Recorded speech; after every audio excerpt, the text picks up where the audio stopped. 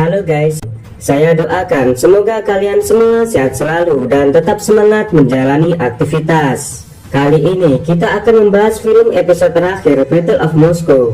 Bagi yang belum menonton episode sebelumnya, linknya ada di deskripsi.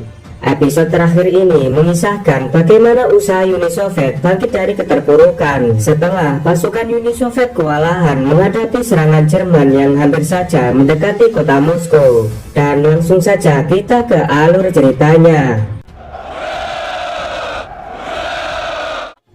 Film berawal pada 19 Oktober 1941 di kota Moskow. Stalin memerintahkan agar pertahanan di luar kota Moskow dipimpin oleh Georgy Zhukov yang saat ini juga menjabat sebagai komandan tinggi di front barat. Sedangkan dalam kota Moskow akan dikomandoi oleh Artemiev sebagai pemimpin garnison. Sementara Jerman yang sudah mendekati kota Moskow terus melakukan propaganda dengan tujuan menurunkan moral para warga sipil. Di sisi lain, unit satuan Viper melakukan sabotase dengan memasang bom di setiap infrastruktur kota. Artemiev juga memerintahkan untuk memasang bom di setiap jembatan yang berada di kota Moskow. Jika Jerman berhasil menguasai kota Moskow, maka pasukan Jerman akan hancur bersama kota ini. Tanggal 29 Oktober 1941, pasukan tank Hans Guderian menyerang bagian utara kota Moskow. Mereka belum berhasil menguasai kota Yasnaya Poliana. Hans Guderian menjadikan rumah seorang sastrawan sebagai markas mereka. Kemudian ia diperintahkan Feder von Bock agar melakukan serangan ke kota Tula yang hanya berjarak 4 km. Guderian lalu memberitahu jika laju mereka terhambat oleh cuaca dingin yang sangat ekstrim. Malam harinya di Tula, tentara merah menyerbu pasukan Jerman dan terus bertempur tanpa henti.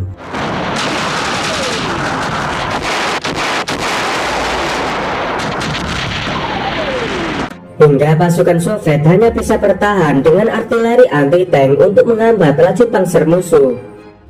Tanggal 1 November di Kremlin, bukannya membahas strategi perang, Stalin malah menyiapkan parade militer untuk memperingati Hari Revolusi Bolshevik yang akan diselenggarakan pada tanggal 7 Oktober. Georgy Zhukov hanya bisa menyarankan kepada Stalin supaya menambah jumlah pesawat tempur untuk menjaga langit Moskow dari serangan musuh. Dan benar saja, di malam harinya, pasukan udara Jerman menyerang kota Moskow dengan mengerahkan pesawat bomber.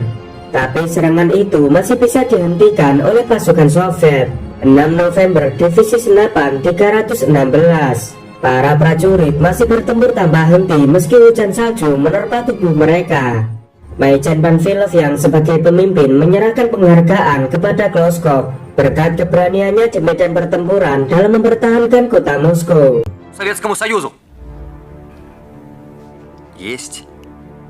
Keesokan harinya, tanggal 7 November, acara peringatan Hari Revolusi Bolshevik diselenggarakan di Lapangan Merah. Pasukan dari berbagai angkatan militer Uni Soviet berbaris tegap di tengah hujan salju.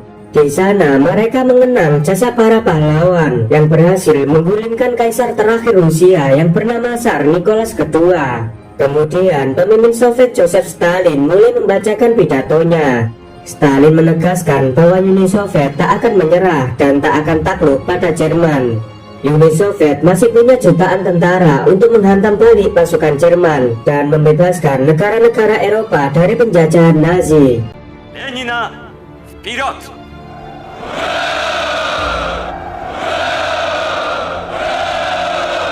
Upacara ini pun diakhiri dengan parade militer.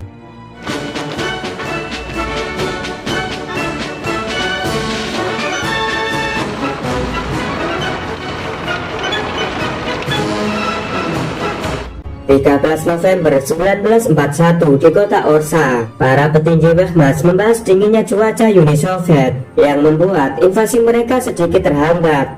Feder von Bock lalu mengusulkan jika mereka harus mempercepat penyerangan sebelum puncak musim dingin tiba. Ожидаемое в ближайшее время наступление холодов Pada tanggal 15 November 1941, Adolf Hitler memerintahkan angkatan militer Jerman untuk segera bergerak menuju ke kota Moskow. Jika kota Moskow berhasil dikuasai, maka Jerman akan meraih kemenangan. Москва! Это конец войны! Pasukan Jerman kembali bergerak menuju ke timur dengan mengerahkan 1 juta tentara. Mereka juga diperkuat dengan 1.500 tank dan ribuan senjata artileri. Dan hanya satu target mereka, yaitu menduduki kota Moskow.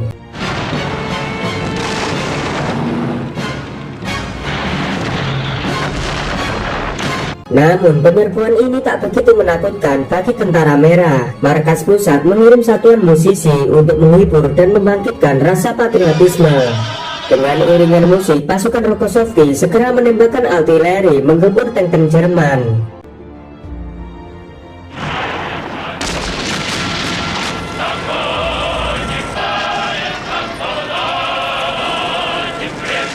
Begitu juga dengan komisaris Kloskov yang berada di garis depan. Mereka pun segera siaga dengan senapan anti-tank, berharap bisa menghambat pasukan musuh yang kian mendekat.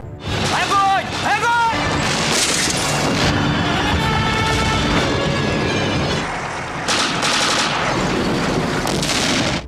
Dalam pertempuran ini, komisaris Kloskov mengorbankan dirinya demi meledakkan tank terakhir musuh. Позади Москва! Dan akhirnya ke-20 tank Jerman berhasil dilumpuhkan. Kemudian Georgy Zhukov akan memberi penghargaan banner merah pada seluruh pasukan Panfilov. Namun sayangnya Jenderal Panfilov telah tewas dalam pertempuran brutal ini. Sedangkan pasukan Jerman belum mengendorkan serangannya demi menguasai kota Volkolamsk. Hitler mengerahkan 7 divisi tank, 3 divisi motor, dan 3 divisi infanteri. Jika pertahanan Volkolamsk bisa ditembus, maka jalan menuju ke Moskow akan menjadi lebih mudah.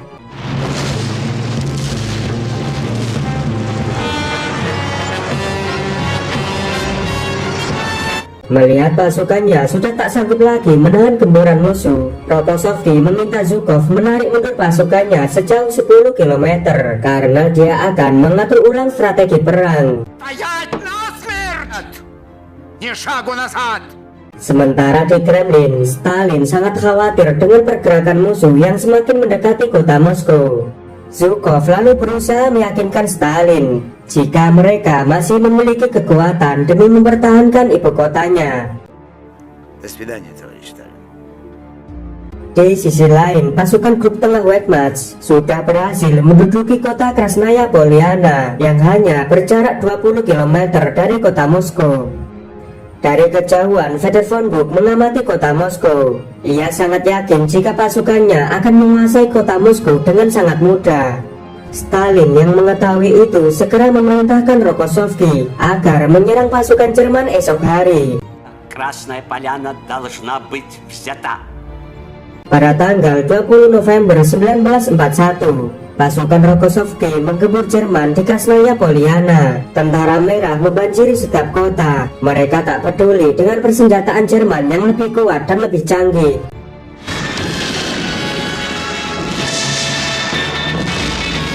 Dan akhirnya tentara merah berhasil merebut kota itu dari tangan Jerman.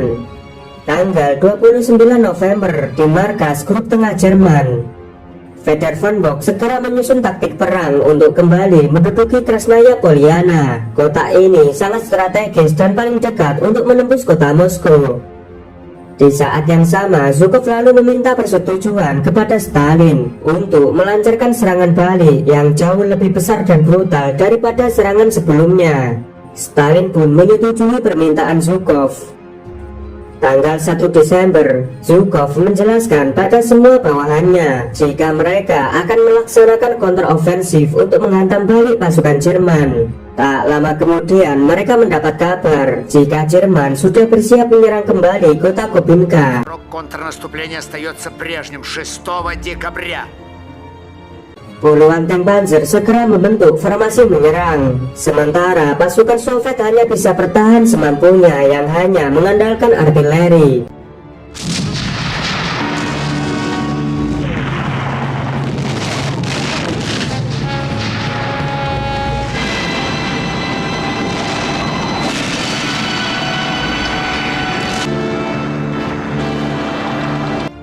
disangka tentara merah berhasil menahan gempuran tank Panzer.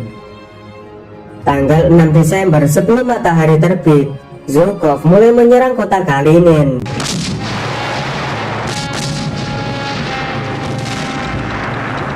Ketika hari sudah terang, Uni Soviet menerbangkan pesawat vektornya. Sementara di darat, puluhan tank mulai menyerang bersama pasukan kavaleri.